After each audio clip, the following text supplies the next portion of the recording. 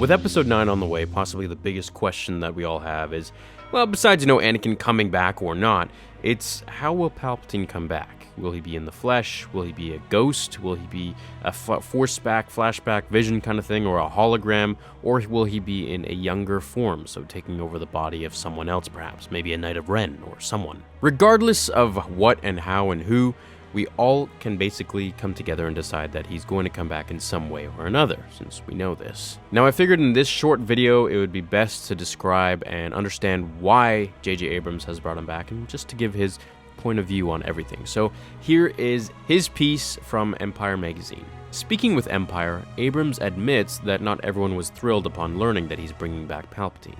He explains, however, that considering that the Rise of Skywalker is tipped to wrap up the main Star Wars saga, the Emperor's involvement is justified, considering that much of what happened in the past trilogies connect to him. Here is what he actually said. Some people feel like we shouldn't revisit the idea of Palpatine, and I completely understand that. But if you're looking at these 9 films as one story, I don't know many books where the last few chapters have nothing to do with those that have come before. If you look at the first 8 films, all the setups of what we're doing in 9 are there in plain view. So okay, obviously this is pretty self-explanatory, but what it basically means to me is that once we see Episode 9, we'll be able to go back to basically the last 8 films before it, and we'll be able to now see things with a different kind of lens. We'll be able to see things that we didn't understand before, and things that now will make sense, knowing that Palpatine was really pulling the strings this entire time, or at least I'm assuming so before we see the movie. Now, something that makes me wonder quite a bit is that during one of the Force Awakens press tours or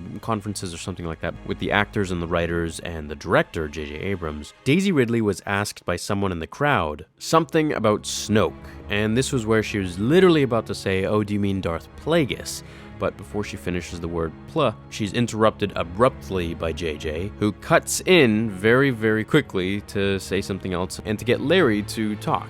This kind of makes me think that the whole idea Snoke was Darth Plagueis, and that would, give rise to a whole bunch of different theories, of course, because Snoke was wearing the ring had the Dwarty on it, the inscriptions, these hieroglyphics on there, and those inscriptions come from these statues in Palpatine's office from Revenge of the Sith, and in the Plagueis book, those statues were given to him by Plagueis. So, there are so many things that you can kind of pull together and connect together here. It's all a web, but it's hard to discern between what is legends and what is canon. So I'm still confused about that part, and the fact that she was going to say Plagueis, but then he cut her off. So that's something that leads me to wonder that, hey, was she really about to reveal something, or did he just, cut it off so that no one would get confused? Hopefully once we see 9, it'll tie everything perfectly together, and we'll be able to step back and see the entire picture of the 9 films with a much better vision, making everything understandable and fall into place. So that's what JJ has to say about it. I'm very excited for the film. Let me know what you think down below in the comments,